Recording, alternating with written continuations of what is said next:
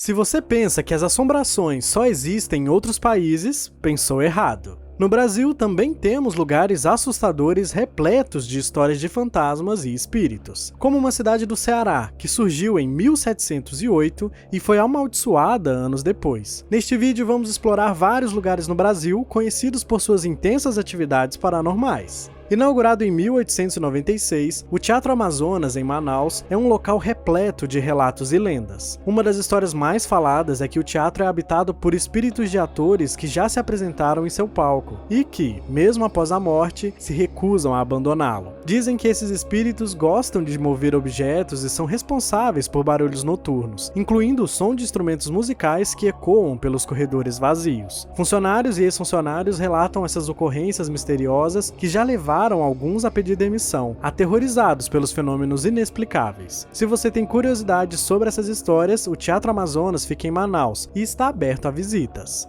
Vamos explorar agora o Mercado Modelo, em Salvador, Bahia. Este local não é apenas um centro comercial importante, com uma variedade de lojinhas onde você pode comprar desde alimentos até itens para casa, mas também um lugar cheio de histórias e mistérios. Apesar de ser um ponto bastante frequentado e popular, muitos afirmam que o Mercado Modelo tem seu lado sombrio. Segundo relatos de quem trabalha lá, o subsolo do mercado, repleto de túneis, era antigamente utilizado para armazenar escravos. Visitantes e funcionários dizem ouvir, vindo desses túneis, gritos de socorro que ecoam nas paredes. À noite, a atmosfera se torna ainda mais intensa com visões de vultos e sons de chicotadas, gritos de dor e o arrastar de correntes. Apesar de soar como uma lenda urbana, essas histórias são frequentemente compartilhadas pelos locais, mantendo viva a memória de um passado sombrio. Localizado na zona sul do Rio de Janeiro, o Castelinho do Flamengo é conhecido como um dos locais mais assombrados do Brasil. Construído no início do século XX pelo arquiteto italiano Gino Coppetti, em 1932, o castelo foi destinado à família de Maria de Lourdes, que era ainda uma criança na época. Anos mais tarde, Maria presenciou a morte trágica de seus pais em um acidente de carro bem em frente à sua residência. Após a perda dos pais, Maria foi deixada aos cuidados de um tutor, que, aproveitando-se de sua vulnerabilidade, a maltratou e acabou confinando-a em um dos cômodos do castelo. A situação tornou-se insustentável para Maria, que, desesperada, atirou-se da torre do castelo, encontrando sua morte e deixando para trás apenas as histórias de seu espírito errante. Hoje, o Castelinho do Flamengo é famoso não só pela sua arquitetura imponente, mas também pelos relatos paranormais. Visitantes e funcionários frequentemente relatam ouvir risadas, passos e vozes desconexas, além de presenciar objetos movendo-se sem explicação aparente.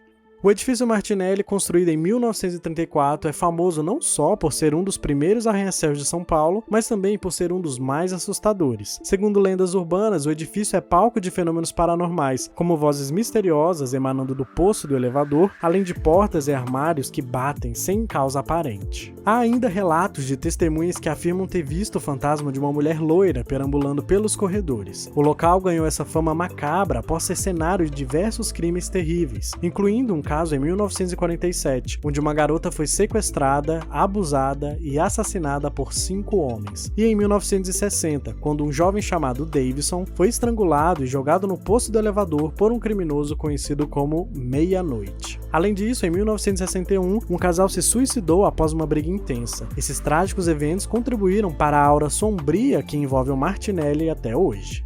Em Recife, a Cruz do Patrão é outro local envolto em mistérios e considerado extremamente assombrado. Originalmente, a coluna como uma cruz no topo servia como ponto de referência para navios durante o período da escravidão. Com o tempo, descobriu-se que o local onde o monumento está situado já foi usado como um cemitério clandestino, onde escravos mortos eram enterrados pelos proprietários dos navios negreiros. Além disso, o local foi palco de execuções de militares condenados. Devido a esses eventos históricos e mortes violentas, muitos acreditam que várias almas perdidas ainda vagam pela área, tornando a Cruz do Patrão um dos pontos mais assombrados da cidade. Fordlândia é um lugar fascinante localizado às margens do rio Tapajós, no Pará. Esta pequena cidade foi fundada em 1928 por Henry Ford, um renomado empresário americano e fundador da Ford Motor Company. O objetivo de Ford era estabelecer uma plantação de seringueiras para garantir um fornecimento estável de borracha, necessário para a produção de pneus para seus automóveis. Inicialmente, a cidade prosperou, trazendo esperanças de desenvolvimento e inovação. Porém, com o fim da Segunda Guerra Mundial, a demanda por borracha natural diminuiu diminuiu e o projeto, que já enfrentava vários desafios agronômicos e logísticos, tornou-se inviável. Fordlândia foi gradualmente abandonada até se transformar em uma cidade fantasma. Hoje, muitos acreditam que Fordlândia é assombrada. Além do local, sugere que os espíritos das inúmeras pessoas que lá perderam suas vidas, trabalhando sob condições extremas, ainda perambulam pela cidade. As histórias de assombrações refletem a memória coletiva das dificuldades e dos sonhos desfeitos que marcaram a breve, mas intensa, história dessa cidade. O Solar das Sete Mortes, situado na Bahia, é um imponente casarão do século XVII, repleto de histórias de assombrações, relatos de vozes misteriosas, barulhos inexplicáveis, goteiras sem fontes aparentes e aparições frequentes de sombras e vultos dominam o folclore local. A lenda mais perturbadora sobre o solar conta que uma escrava, revoltada com seus patrões, envenenou toda a família, levando à morte os donos da casa e seus filhos. Esse terrível evento é frequentemente citado como a razão para a casa ser considerada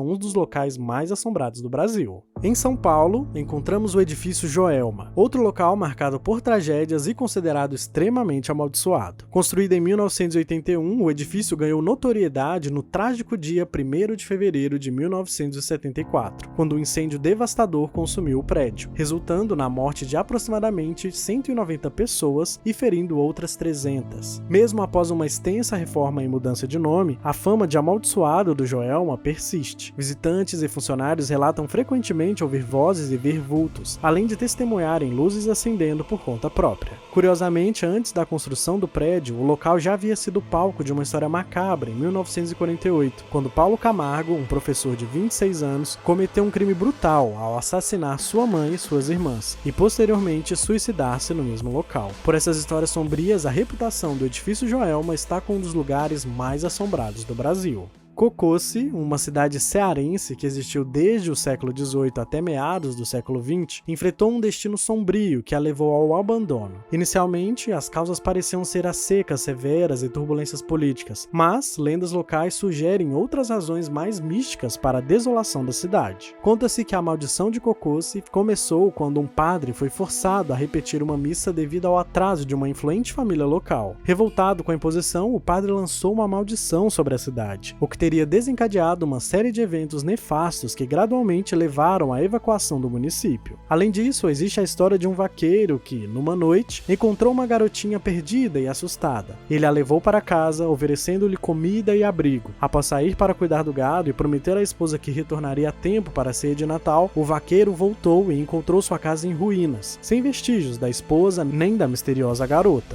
Os moradores locais relataram que a casa havia sido engolida pelo tempo e que uma mulher solitária, esperando pelo retorno de seu marido, era vista ocasionalmente no local. O vaqueiro, atordoado e incapaz de encontrar sua família, desapareceu para sempre nos vastos sertões do Ceará.